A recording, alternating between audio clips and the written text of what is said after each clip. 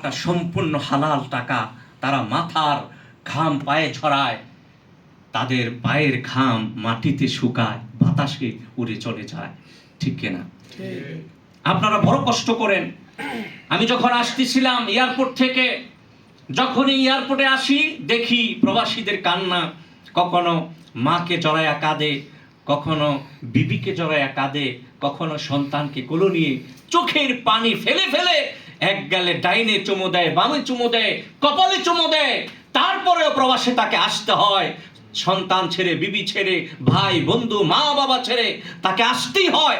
এ কারণে আপনারা যদি কমস কম 5 ওয়াক্ত নামাজ পড়তে পারেন, আমার বিশ্বাস আপনাদের টাকা যেহেতু হালাল, আল্লাহ পাক আপনাদের এই খেদমতের উসিলায় আপনাদের নাজাতের একটা ব্যবস্থা করে দিবে ইনশাআল্লাহ। বলুন না ইনশাআল্লাহ। আল্লাহ তুমি কবুল করো, মঞ্জুর করো, বলুন আমিন। বলুন আল্লাহুম্মা আমিন। সম্মানিত হাজিরিন, তারপর আমার বক্তব্য হচ্ছে, আজকে হচ্ছে দোয়ার অনুষ্ঠান। আপনাদের কি কষ্ট